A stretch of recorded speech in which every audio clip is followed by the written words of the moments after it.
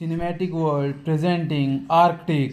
इस कहानी की शुरुआत में हमें आर्कटिक की बर्फीली चट्टानों के बीच में एक आदमी को दिखाया जाता है जिसका नाम मिकलसन है। मिकलसन यहाँ पर पिछले कई दिनों से फंसा हुआ है और वो यहाँ पर मदद का इंतज़ार कर रहा है। उसके पास एक प्लेन भी होता है जो क्रैश हो चुका है। दरअसल वो अपने साथियों के साथ यहाँ से गुजर रहा था, लेकिन उसका प्लेन क्रैश हो गया जिसमें उसके सभी साथी मारे गए और वो अकेला बचा है। इसीलिए वो यहाँ पर किसी मदद का इंतज़ार कर रहा है।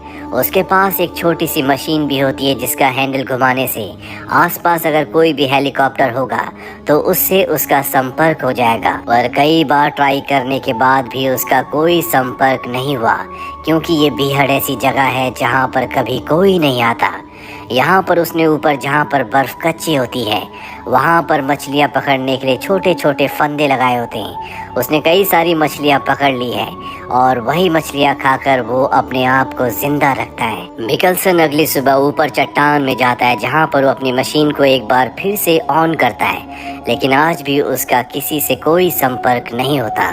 यहाँ पर हम कुछ पत्थर भी देखते हैं जिन पत्थरों से वो बात करता है। दरअसल उसके साथी जो मारे गए थे उसने उन सब को यहाँ पर दफना दिया है। अब मिकलसन वापस अपने प्लेन के पास आ जाता है। वो देखता है जो मछलियाँ उसने जमा करके रखी थी अब वहाँ पर नहीं है।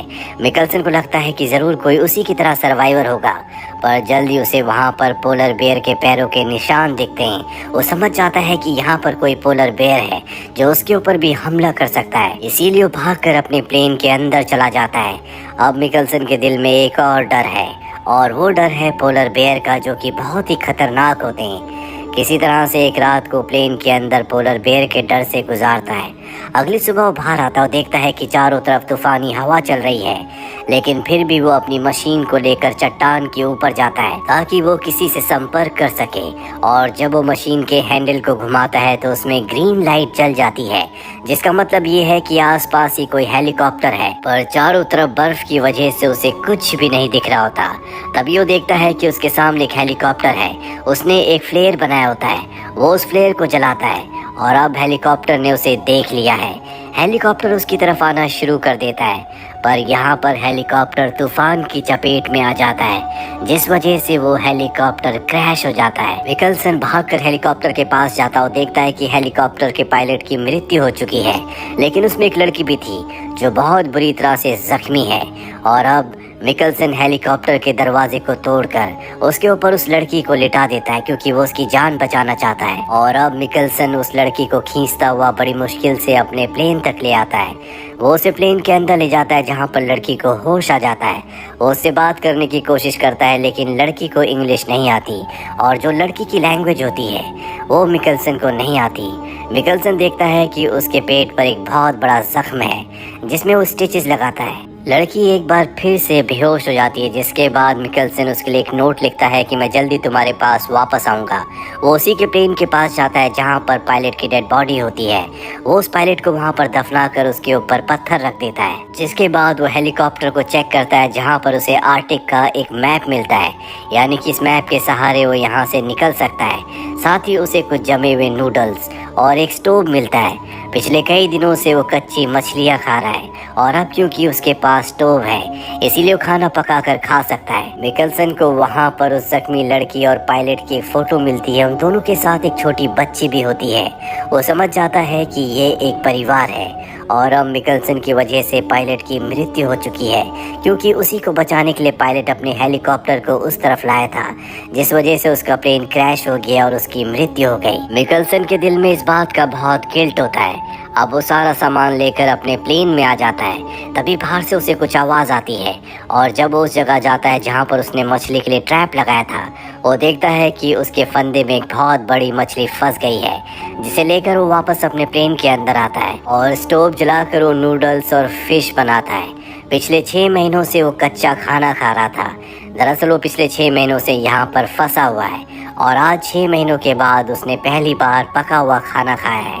वो उस लड़की को भी कुछ खाना खिलाता है और इसके बाद उस मैप को चेक करता है जो कि उसे उस लड़की के प्लेन के अंदर से मिला था। उस मैप को चेक करने से उसे पता चलता है कि यहाँ से कई किलोमीटर दूर एक ऐसा पॉइंट है जहाँ पर लोग हेलीकॉप्टर से आते हैं, जहाँ पर इन्हें रेस्क्यू किया जा सकता है। और अब वो तय करता है कि वो लड़की को लेकर यहाँ से निकल जाएगा, क्योंकि जल्दी ठंड और भी ज्यादा बढ़ने वाली है। टेम्परेचर -40 से 50 डिग्री पहुँच जाएगा और इतनी ठंड में कोई भी इंसान नहीं बच सकता। इसीलिए वो तय करता है कि उस लड़की को अपने साथ लेकर वो उस पॉइंट तक जाएगा। हालांकि ये काम बहुत मुश्किल है, और मिकल्सन तय कर लेता है कि वो उस लड़की की जान जरूर बचाएगा। इसीलिए वो बहुत सारी मछलियाँ पकड़ता है, साथ ही कुछ पानी भी अपने साथ रख लेता है और प्लेन में एक नोट छोड़ता है कि हम 2 यहाँ पर जिंदा थे, पर अब हम नॉर्थ की तरफ जा रहे हैं। और उस लड़की को वो अपने स्लीपिंग बैग के अंदर पूरी तरह से पैक करके एक प्लास्टिक के टब नुमा चीज के ऊपर लेटा देता है और उसे खींचता हुआ लगातार आगे बढ़ना शुरू करता है। पर मिकल्सन खुद भी यहाँ पर बहुत कमजोर हो चुका है, इसीलिए उसकी चाल बहुत धीमी होती है। वो लगातार उस लड़की से बातें करता रहता है। उसके पास अब एक मकसद है, वो किसी भी कीमत पर उस लड़की की जान बचाना चाहता है, क्योंकि उसी की वजह से कहीं न कहीं उसके हस्बैंड की मौत हुई थी। मिकल्सन लगातार उस लड़की को खींचते हुए आगे बढ़ता रहता है। कई घंटों के बाद जब वो अपना मैप चेक करता है तो उसे पता चलता है कि अब भी दूरी लगभग 45 किलोमीटर है, जिसे पार करने में लगभग उसे 7 दिन लग जाएंगे, क्योंकि बर्फ में स्पीड बहुत कम होती है। साथ ही मिकल्सन के अंदर ताकत भी अब बहुत कम बची हुई है, और सबसे बड़ा खतरा है पोलर बेयर का, जो कि इस इलाके में कहीं आसपास ही है। पूरा दिन चलने के बाद रात हो जाती है। अब रात को उसे कहीं न कहीं सुरक्षित जगह पर सोना होगा, जहाँ पर ठंड कम हो, क्योंकि रात होने पर इस जगह पर ठंड यानी कि टेम्परेचर बहुत ज़्यादा कम हो जाता है। इसीलिए बर्फ के अंदर गड्ढा करके वो एक इग्लू बनाता है ताकि ठंड से बच सके। वो लड़की को उसके अंदर ले जाता है, जहाँ पर वो खाना भी बनाता है। मिकल्सन उस लड़की के साथ पूरी रात वहीं इग्लू में गुजारता है। अगली सुबह एक बार फिर से वो अपना सफ़र तय करता है। मिकल्सन पहले से भी ज्यादा थक चुका है, लेकिन किसी भी कीमत पर वो उस लड़की को बचाना चाहता है। इसीलिए लगातार वो धीरे धीरे आगे बढ़ता ही चला जाता है। तभी उसके सामने एक बहुत ऊंची चट्टान आती है। इस चट्टान में वो अकेले तो चढ़ सकता है, लेकिन वो लड़की को खींच कर ऊपर नहीं ले जा सकता। वो अपनी जेब से मैप निकालता और मैप देखता है, जिससे उसे पता चलता है कि इस चट्टान को पार करने का दूसरा रास्ता है। लेकिन अगर वो दूसरे रास्ते से गया तो उसे 4-5 दिन और भी ज्यादा लगेंगे, और उसके पास इतनी खाने की सप्लाई नहीं है कि वो इतने दिनों तक सरवाइव कर सके।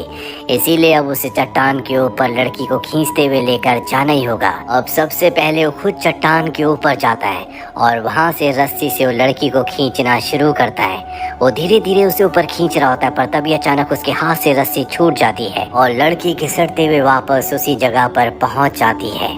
मिकल्सन समझ जाता है कि यहाँ से लड़की को ऊपर खींचना नामुमकिन है, इसीलिए ऊपर से वो अपना सारा सामान नीचे ले आता है। वो समझ चुका है कि अगर उसे लड़की को बचाना है तो उसे उसी दूसरे वाले लंबे रास्ते से जाना होगा, और अब वो धीरे धीरे उसी लंबे वाले रास्ते से आगे बढ़ना शुरू कर देता है। यहाँ लड़की बहुत ज्यादा जख्मी है, इसीलिए उसकी तबीयत पहले से ज्यादा खराब हो चुकी है। मिकल्सन लड़की को खींचता हुआ पूरा दिन चलता रहता है, और अब रात हो जाती है।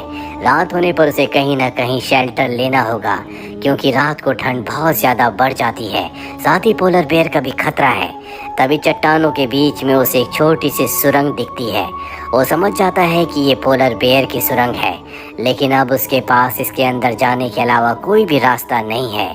मिकल्सन की किस्मत अच्छी होती है कि उसके अंदर पोलर बेयर नहीं होता।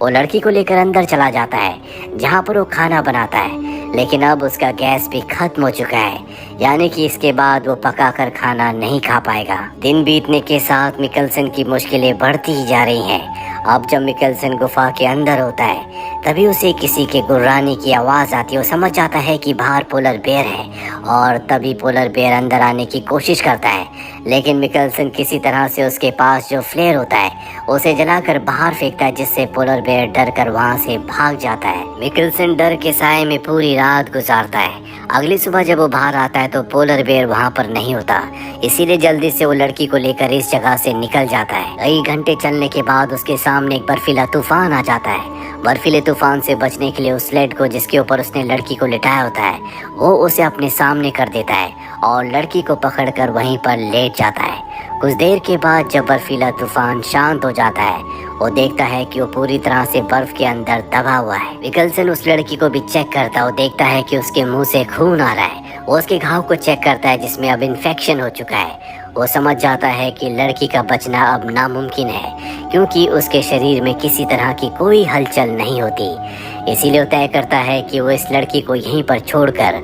अकेले अब आगे का सफ़र तय करेगा। इसीलिए वो उसके परिवार की फ़ोटो उसके पास रखकर अकेले यहाँ से निकल जाता है। हालांकि ऐसा करते हुए उसे बहुत तकलीफ हो रही होती है, लेकिन उसके पास इसके अलावा कोई रास्ता नहीं है। अब जब वो कुछ दूरी जाता है तो वो एक खाई में गिर जाता है, जिससे उसके पैर की हड्डी टूट जाती है। यहाँ पर मिकल्सन को एहसास होता है कि उसने उस लड़की को वहाँ पर छोड़कर बहुत गलत किया। उसे ये भी एहसास होता है कि शायद उसी लड़की की वजह से वो जिंदा है। शायद ईश्वर भी चाहते हैं कि वो उस लड़की की जान बचाए। इसीलिए किसी तरह से वो अपने पैर को बांधकर एक बार फिर से ऊपर आता है और उस लड़की के पास जाता है। उस लड़की को अब होश आ गया है। वो मिकल्सन से पानी मांगती है। मिकल्सन उसे पानी देता है, जिसके बाद एक बार फिर से वो लड़की को स्लेड के ऊपर रखकर खींचना शुरू कर देता है। उसके पैर की हड्डी टूट चुकी है, इसीलिए लकड़ी के सहारे वो धीरे धीरे आगे बढ़ता है। ऐसा करते हुए उसे बहुत दर्द हो रहा होता है, लेकिन वो किसी भी कीमत पर लड़की की जान बचाना चाहता है। इसीलिए धीरे धीरे आगे बढ़ता हुआ वो उस रेस्क्यू पॉइंट तक पहुंच जाता है, जो कि एक हाइट पर होता है। वो लड़की को खींचकर ऊपर नहीं ले जा पा रहा होता, इसीलिए सबसे पहले वो अकेला जाता है। वो देखता है कि वहाँ पर एक हेलीकॉप्टर है, जिसे देखकर उसकी खुशी का कोई ठिकाना नहीं रहता। वो वापस नीचे आता है और लड़की को भी धीरे धीरे खींचता हुआ ऊपर ले जाता है। और अब उसके सामने जो हेलीकॉप्टर और लोग होते हैं वो उससे बहुत दूर होते हैं। हालांकि मिकल्सन फ्लेयर जलाता है, लेकिन वो उसकी फ्लेयर को नहीं देख पाते। इसीलिए मिकल्सन अपनी जैकेट निकाल कर उस पर आग लगा देता है, लेकिन इसका भी कोई फायदा नहीं होता। वो लोग उस जलती हुई आग को नहीं देख पाते। मिकल्सन लड़की को स्लीपिंग बैग से बाहर निकालता है। दोनों की दोनों आवाज लगाते हैं, लेकिन तब तक वो लोग हेलीकॉप्टर से उड़ जाते हैं। मिकल्सन और वो लड़की पूरी तरह से हताश हो जाते हैं और समझ जाते हैं कि अब उनकी जिंदगी का अंत आ चुका है। मिकल्सन उस लड़की का हाथ पकड़कर वहीं बर्फ के ऊपर लेट जाता है। वो उस लड़की से माफ़ी मांगता है। वो कहता है कि मेरी वजह से तुम्हारे हस्बैंड की मृत्यु हो गई और अब तुम्हारी भी जिंदगी का अंत होने वाला है। इसके बाद लड़की के साथ साथ मिकल्सन की भी आंखें बंद हो जाती है। तभी हम देखते हैं कि मिकल्सन के बाल हिलना शुरू हो गए। दरअसल उसके पीछे हेलीकॉप्टर आ चुका है। उन लोगों ने इन दोनों को देख लिया था।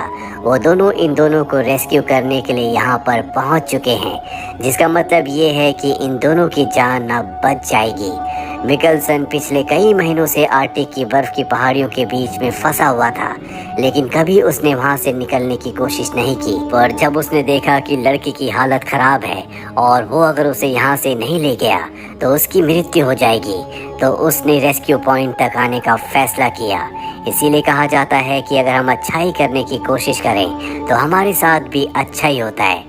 जिस तरह से मिकल्सन ने उस लड़की की जान बचाने की कोशिश की, जिसके फलस्वरूप उसकी भी जान बच गई और कई महीनों के बाद वो उस जगह से बाहर निकलने में कामयाब हो गया।